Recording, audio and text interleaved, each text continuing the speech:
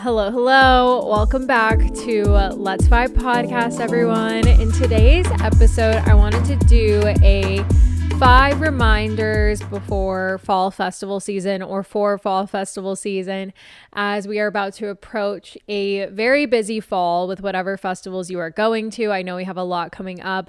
I will be at Arc Music Festival, which I'm super excited about.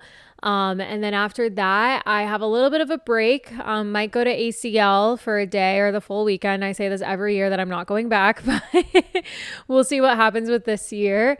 And then I'll have Seismic Dance event to end my festival season for 2025. And so going into this fall festival season, I think it's just always fun to do an episode on just sharing some reminders and things. And, you know, as I've been going throughout this year, it's been super interesting because I went to like Miami Music Week. I went to Groove Cruise. I went back to Coachella for the first time in a really long time. I went to Elements Music Festival for the first time.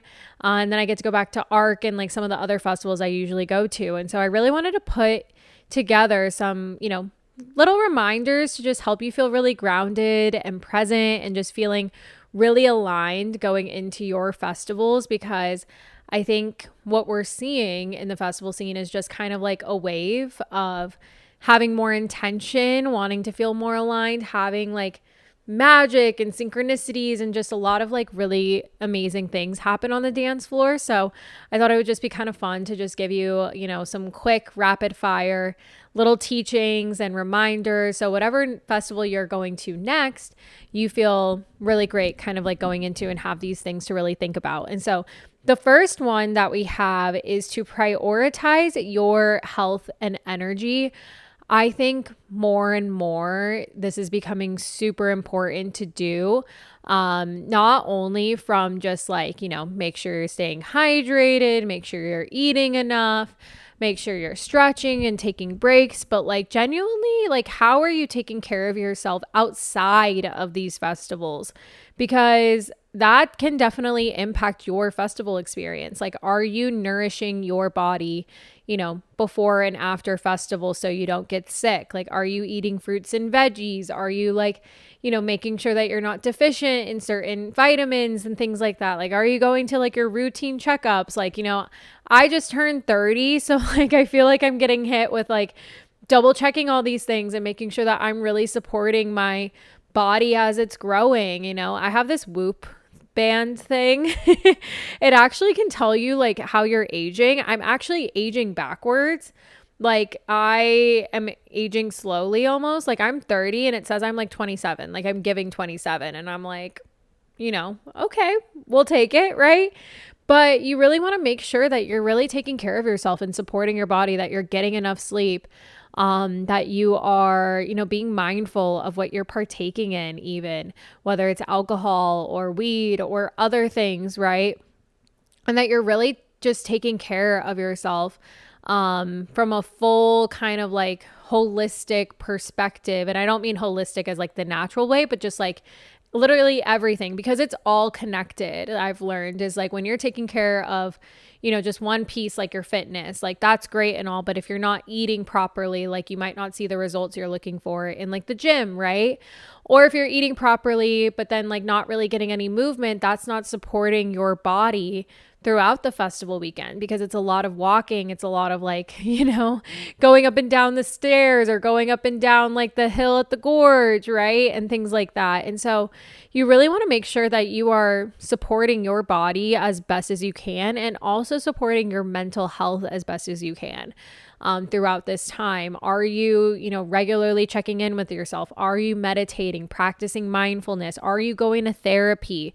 Are you really allowing yourself to take care of yourself? Are you being grateful? Are you like practicing self-compassion? And I'm not saying all of these things you need to be doing all at once, but it's really helpful to be taking care of like your mental health, your physical health, because if you don't, it does come out in your festival experience. So I think if you could just find ways to really support yourself, you best. And I think as I go through this list, you'll probably like pinpoint that exactly what you need to be doing. You know what I mean? Because I feel like that happens to me. Like whenever I'm listening to something, I like relate it back to something in my life. So whatever came up for you, if it's like, okay, yeah, I need to stop like sleeping in and I need to go to the gym. I need to stop making excuses, right? Or yeah, I do need to buy more fruits and veggies and be eating that. Yeah, I do need to be making sure I'm getting enough sleep. Yeah, maybe I need to stop with the caffeine and overdoing it, right? And then in your festival experience, that kind of like comes through as well, making sure that you're also getting enough sleep, you're eating your fruits and veggies when you can. At festivals, like I always try to get some type of bowl that has veggies or like a smoothie for some fruit. And really supporting like your immune system so you don't get sick afterwards. I have not gotten sick, knock on wood, after any of the festivals I've gone to so far. I did maybe get a little bit after Groove Cruise, but I was fine. I actually got really sick, but it wasn't from a festival or anything. It was just like from normal life. That was back in June, but it's all connected and it's all super helpful to just kind of keep top of mind, to prioritize your health, your energy, your physical health, your mental health, and everything there. My second reminder is to really stay present and just to soak it all in. The world is, I don't even know how to describe it, but with these festivals and events, I mean, there was once a time where we didn't have them, like I think about that a lot of like, wow, there was really a period where we didn't have these events at all. So I think if you're able to afford even going to 1 to 3 festivals a year, if you're able to just afford one of them, like that is a privilege at this point because they're becoming so expensive and the world and life is becoming so expensive. So I think it's really important to really be present and soak it all in. Some people might also say to just like put your phone away and be in the moment, but I also kind of think like document what you want to document, because you never know when it could be taken away, and you never know, like, what if you grow up and you have dementia and you start to forget everything, and you have like, the photos and the videos to come back to and remind you of those things. But also even when you're older, you can go back and look at these times. We're very fortunate to have phones and to be able to document them, but definitely find a balance between taking photos and videos and then also being present as well. But really just like come into the present moment. I know it can be really hard sometimes when we're thinking about back home, or we're thinking about our problems, or we're thinking about the future. Like I feel like you're either one or the other. Like some people might be rooted more in the past when they're at festivals and thinking about the past of like, oh, but it used to be like this, or I miss this person, or like whatever, right? Or some people might be more future rooted of like, oh, I don't want this to end. Like I don't want to have to go back to work. I don't want to have to go back to my life. Like, I feel like you're kind of one or the other, or some of you might be both. But I think it's really important to find ways to come to the present moment. There's a couple ways you can do it. You can either just take 3 deep breaths. There's also kind of like, this is like an anxiety technique, but I think it also can help with like presence, where it's like you name 5 things you can see, 4 things you can hear, 3 things you can touch. I don't know. 2 things you can smell. I don't know if I got that right at all. I probably butchered that, but you get what I mean. It's like you kind of just become super present and you start to notice the colors, the lights, the music. You really tune into it, right?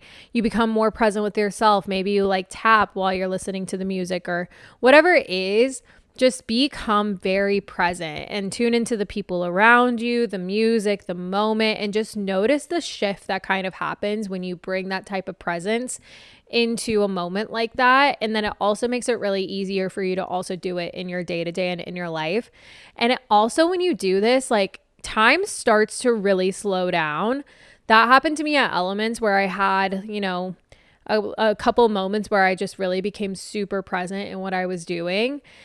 And it really just like allowed me to be very like slowed down in the experience, and also very grateful in the experience as well. And so that kind of like ties in with that presence, is just be grateful for what you're experiencing. It's an honor that we get to experience the music that we do and the magic that we do and these experiences that we do. Like not a lot of people get to experience this. So we're very lucky that we get to.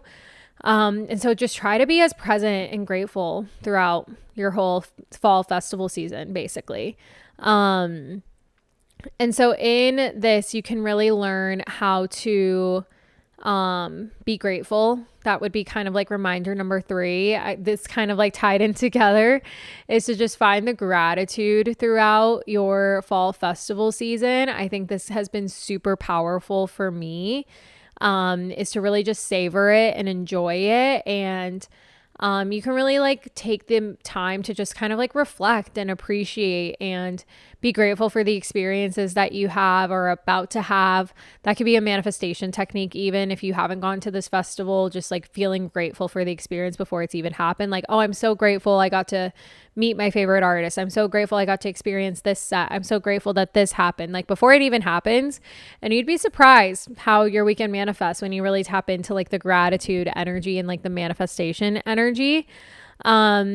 And this can really help and really tie into kind of like overall like setting intentions, which I'll kind of get into. It's no surprise that that will be a reminder for you. But yeah, really savor this time period, especially before, you know, we're about to have winter, we're about to have the end of the year. Like really savor this and enjoy it as much as possible, and just like, yeah, be in your like main character headliner energy, you know, and do what's going to support you best and make you the happiest. And yeah, just be grateful kind of like the entire way through. Number 4, this might be a hot take, but my 4th reminder is that Plur is alive and well.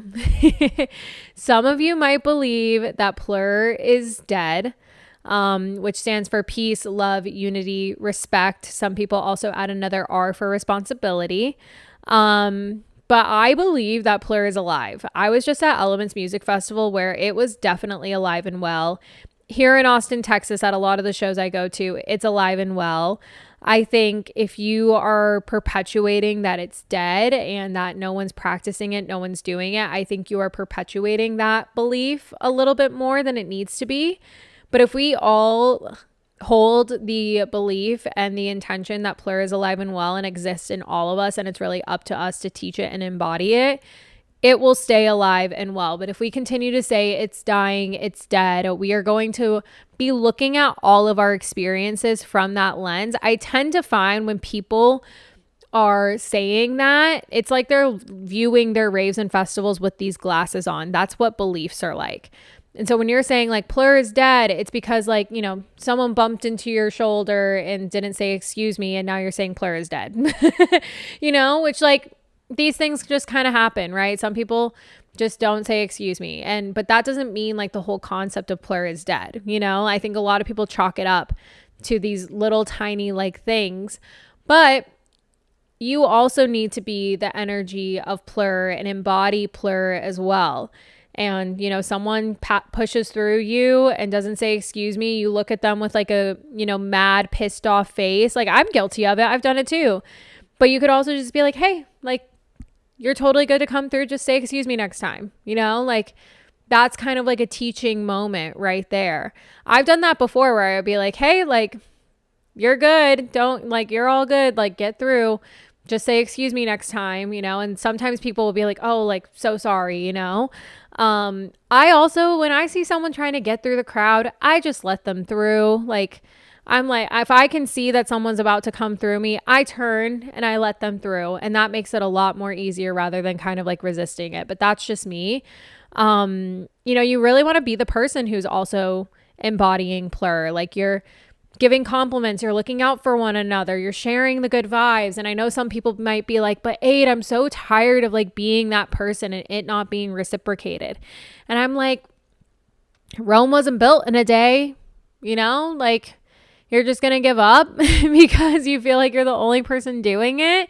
Like, you know, we have to kind of keep at it. It's a movement. Like, we want to stay in this scene. We want people to also hold these things that we really value true to us. Like, we have to keep the movement going, you know? It's okay for you to feel like it's all on you, but like, you just have to keep doing it, right? Like, it's not, I feel like sometimes we think it's like it has to be a reciprocal thing, but when you hold and just live and embody the principles of Plur as like second nature, you don't mind being the only person that's embodying it, because that just means you're continuing to spread it. Like, if you're just like embodying plur so that you just get it back. That's not what it's about. You know, I feel like that's what it is a lot of times. Like people are expecting plur to be given to them, but they're not also like reciprocating it back, but they're just expecting it to be reciprocated to them, like right off the cuff, right? Where it's like you're giving out and embodying plur because you have a love for the scene and a love for the people and a love for like the experiences you're in and whatnot. And you're just like embodying it from that place, right? Without any conditions, right? It's all just like an unconditional thing. So if you can just be unconditionally plur and no matter what, stay firm and true to that, then you will have a very wonderful festival season and you will have very positive experiences with people. But if you kind of keep on saying plur is dead, like the scene is dead, like blah, blah, blah, blah, blah, like I'll also go on the tangent of like influencers ruin the community, social media ruin the community, blah, blah, blah. Like you're just going to keep not having the best experiences because you're viewing everything from that lens. So that's just my little TED Talk soapbox moment. So instead, you could believe plur is alive and well. If that feels like too big of a stretch, you can say, I do believe that there are people still embodying plur. There are people who still believe in plur. You know, that could be like the step down from it. If you believe that influencers and social media ruin the scene, like I don't really know what to tell you to believe instead. But I would really like question that belief a little bit and be like, is that really true? Like, did we really kill the scene? I view myself as a content creator, but I feel like I fall under that bucket. But like, if anything, like raves and festivals just became a capitalism like monopoly anyway. So like, wouldn't we want to say that it was the festival organizers and like the artists who also kind of like, you know, brought this more to the mainstream and also made this a little bit more capitalistic? Like, I don't know. I don't know who's to blame really, but I think that's just naturally going to happen when something makes money. It's just naturally going to evolve. So like, I don't know if we can really chalk it up to influencers and social media when there is money to be made. So that's just my take. But yeah, it's really up to us to just keep the culture thriving and welcoming and just keep spreading plur, and not with the hopes of getting it back, but just to keep spreading it and being that light, because that will always, always, always win. Not sure if any of you are watching on video, but I had to swap out my camera pack or my camera battery pack. So final reminder, view your festivals coming up this season with more intention and less escapism, because these festivals can really be medicine, and they can really help you heal. They can help you transform. They can help you do so many things. And if you are consistently using these spaces for escaping and not really confronting what you need to confront, it can be really tough. So I really encourage you to really set an intention before you go into these festival experiences of, you know, how you want to feel, what do you need to release, what are you ready to activate, what do you want to embody. I have a free festival intention setting meditation that you can grab. I'll put it in the show notes for you. And just notice kind of the shift that happens when you start showing up in this way. And, you know, it can even help with, you know, the things you might be partaking in, right? If you become really clear about, you know, what you want to do, not want to do, be sober, not sober, you know, and know your limits and that kind of thing. And also, you know, practicing harm reduction, testing your stuff, whatever it may be. And just being able to do that. And that way you'll be able to really tap into that experience and see what shows up for you, and then know kind of what needs to be integrated when you come home. And that's kind of what like my life as a festival whole mentality really is about. And so those are my 5 reminders. Number 1 being prioritizing your health, your energy. Number 2, staying present and really soaking it in. Number 3, being grateful and savoring this season. Number 4, plur is alive and well. And finally, number 5 is to move with more intention and less escapism. So if you're really ready to kind of like dive into your festival season.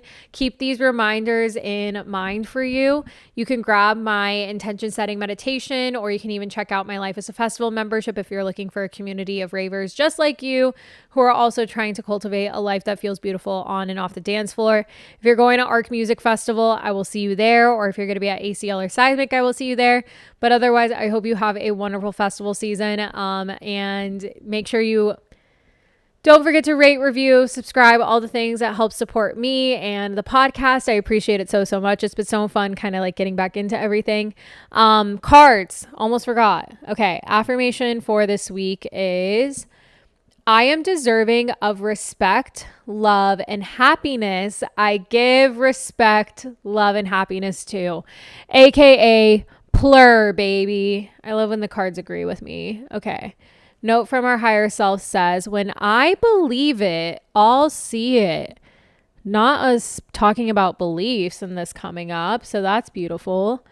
Okay. And then the healing waters. Ooh, okay. The sweet waters, sensuality, romance, enjoyment, fertility, and balance. Let's read what this one is about. Okay. We know that we need fresh water to survive, and yet we've not been protecting and appreciating the very thing that sustains us. When the waters are clean and protected, life is in balance and the world is fertile. This card is an invitation to enjoy the simple, sweet pleasures of life, to appreciate the fertility of nature all around you, and to tend to your own garden and the sweet waters of your life. AKA, enjoy the festivals that you're going to, romanticize the heck out of it, and maybe something will be birthed out of it. And does not necessarily have to be actual like birth, but it could be, a business idea. It could be something you need to do with your life. Like when you allow yourself to enjoy something and experience and kind of like almost be pleasured by it, right? It can create something more in your life and something can be birthed. So I think that is very interesting indeed. Thank you so much for tuning in. If you love today's episode, feel free to share it with a friend or post it to your stories and tag me, or let me know any feedback, questions, or anything like that. My DMs are always open, but I hope you have a very vibey rest of your week, and I will see you in the next one. Bye.